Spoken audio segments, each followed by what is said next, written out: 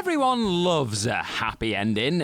At least that's how the saying goes. But that's only partly true, right? That happy ending surely has to happen to the right character. There's another saying, this one from John Lennon. It will all be okay in the end, and if it's not okay, then it's not the end. Except this was the end for these 10 characters, and we are definitely not okay with it. So I'm Gareth, this is What Culture, and here are 10 movie characters that got happy endings they did not deserve. Number 10. Harry, Love Actually. Love Actually might be a universally beloved, critically acclaimed Christmas movie, but next to some of the sweet story endings, there are some that are just a bit weird. Aside from Andrew Lincoln's Mark professing his love for his best friend's wife, and people thinking it's cute, there was Harry's story. Harry, played by Alan Rickman, had a loving wife and loving children, and yet still found himself besotted with his secretary at work. There was flirting at first, and then he went out to buy her a very expensive necklace, while he bought his wife, Karen, a CD for Christmas. A CD! I bet you don't even remember what one of those is. Arguably the worst part of it isn't the cheating, and it isn't even the fact that Karen found out, in spite of the incredible performance by Emma Thompson. The worst part is that Harry faced absolutely no consequences. Karen, putting her family first, though she was being made a fool of, and though she knew that her life would always be a little worse for knowing what he did, stayed. You can see the pain in her face as she picked him up from the airport, when in reality, he didn't even come close to deserving her. Number 9, Andy and Ben, How to Lose a Guy in 10 Days. How to Lose a Guy in 10 Days may be something of an iconic rom-com, starring one hell of a power duo in Kate Hudson and Matthew McConaughey, but it suffers from a huge problem when it comes to its characters. Namely, there isn't a likable one in sight. The story followed Andy Anderson and Ben Barry as they embarked on a new relationship with each other. Only both have ulterior motives. She was writing an article on how to lose a guy in 10 days, and was trying to get him to break up with her within the allotted time, while he was trying to prove that he could make any woman fall in love with him for the name of winning an ad campaign at work. The point is, they both manipulated each other in an attempt to further their own careers without for 1 second thinking how it may have affected the other. Of course, because it's a rom-com, they ended up together and happy in the end. Yay. Apparently, both forgetting just how horrible a person they each must be to engage in the initial deceit and charade in the first place. But rom-com, I guess, so who cares, right? Number 8, Ferris Bueller, Ferris Bueller's Day Off. Ferris Bueller was something of a hero when his coming-of-age Day Off released back in 1986. He was fighting back against authority, sticking it to the man, and doing whatever the hell he wanted to do. However, there were more than a few issues with what Ferris was doing.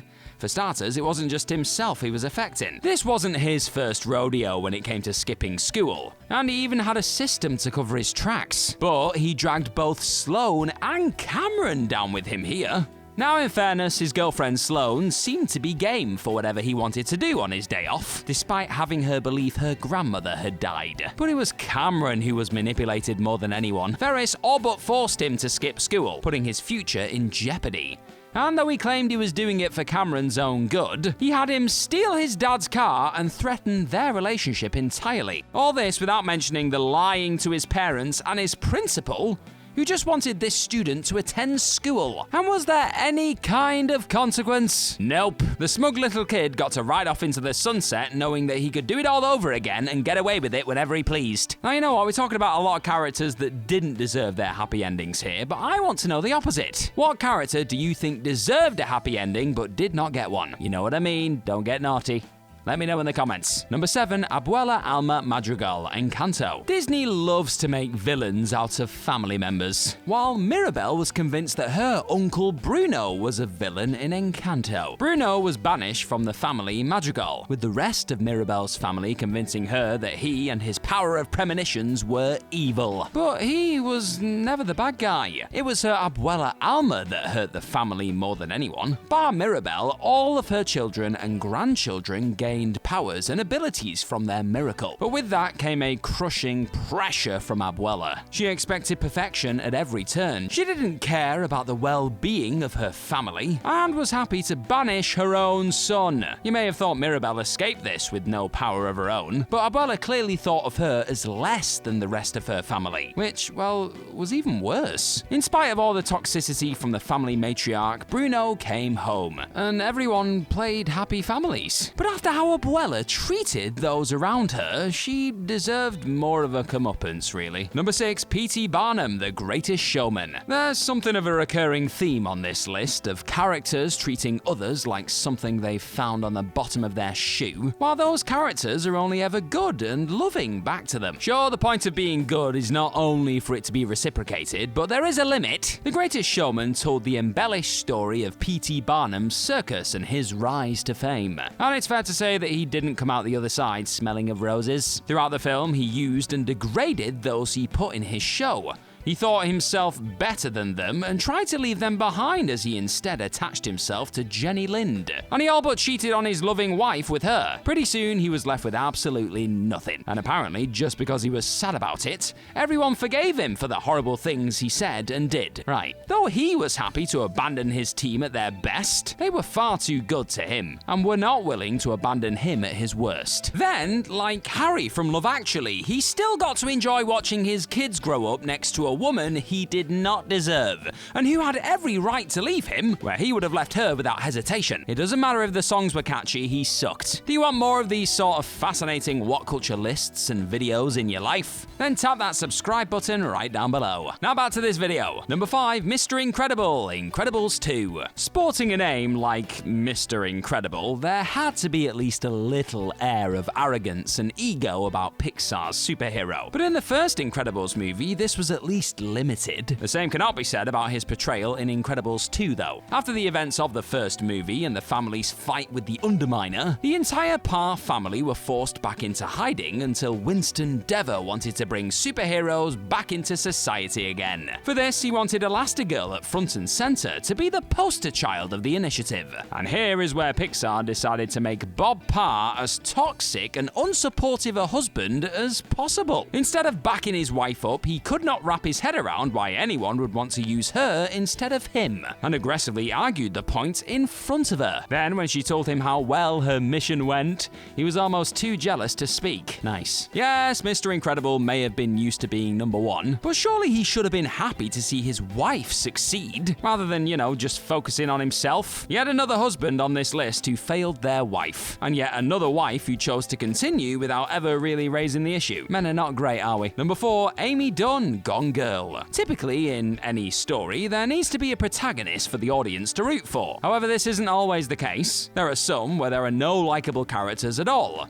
One of which, along with How to Lose a Guy in 10 Days, being Gone Girl. David Fincher produced an outstanding film when he adapted Gillian Flynn's novel in 2014, but it's not the easiest watch in the world. Nick Dunne is very clearly a bad husband, while Amy is a manipulative liar who tried to frame him for her own murder. Faking her own disappearance was ultimately supposed to lead to Nick's imprisonment as payback for his cheating. However, she changed her mind when she saw him on TV. Nick was playing the character of faithful and caring husband during the appeals for information about Amy, which was the side of him that she wanted. And here is where the manipulation was taken to another level. After murdering Desi Collins and subsequently framing him for her kidnap, Amy went home to Nick and explained everything. Knowing that he wouldn't ever stay with her after this, she revealed that she was pregnant after inseminating herself with Nick's sperm, giving her husband a reason and almost an obligation to stick around with her and play the part that she wanted. Wow. Emotional manipulation and blackmail are not typically found anywhere near happy endings, but that was the price for Amy to get hers. Number 3, Terrence Fletcher, Whiplash. He may have played multiple different versions of Santa Claus on the big screen, but damn, J.K. Simmons can play a good bad guy too. He's portrayed Omni-Man in Invincible, a despicable alien super being who thought human life was expendable, nearly killed his own son, and thought of his own wife as a pet. But a drum teacher is still his most hated character. Yep, that's right. Simmons brought to life Terrence Fletcher in Whiplash, opposite Miles Teller's Andrew, Fletcher's student. There was was, however, so much more to their dynamic than that of a typical mentor and mentee. Fletcher, in simple terms, was mentally, physically, and verbally abusive. He claimed it was in pursuit of greatness, but he put Andrew through hell, and not for the first time. One of his previous students had committed suicide thanks to Fletcher and his abusive authority, but the teacher showed no remorse and would continue to work this way, breaking others. The problem is that Andrew was so desperate to be great, and became so desperate for Fletcher's approval,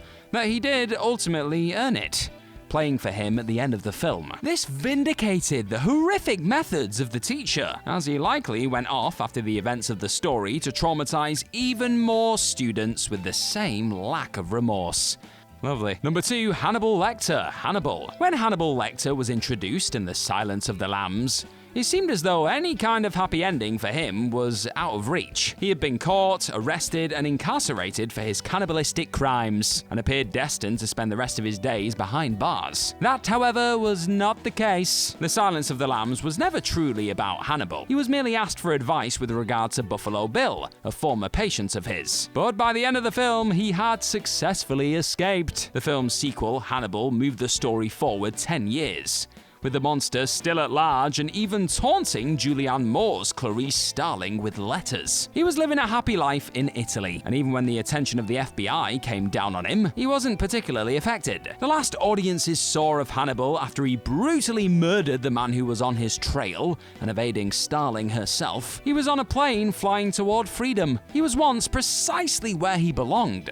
But after his escape, the man who made it onto the FBI's 10 most wanted list escaped justice absolutely scot-free. Number 1, Jim Preston, Passengers. There are some characters on this list that are irredeemably evil, and yet still found a happy ending. Passengers Jim Preston, however, was not like this. He was a man who was simply dealt a bad hand and made a string of mistakes. Jim was one of 5,000 on a 120-year-long journey across space. His hibernation pod malfunctioned, however, leaving him to wake up early with no way of getting back under. Essentially, he was facing a 90-year journey with no company, a lifetime alone. Yeah, that would not have been fun. It's a horrible situation, and you can understand his mind being all over the place. But that still does not excuse what he did next. He took his dire situation and, in trying to get himself some company, opened Aurora's chamber and damned her to the same fate. In that moment, he took her entire life away from her and forced her to live it on the ship with him. Initially, he couldn't tell her that he decided to sign her death warrant like that, and when she thought it was just a cruel twist of fate,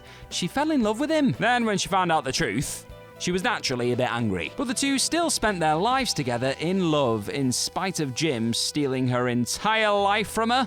Happily ever after then, even though he didn't really deserve it after what he did, right?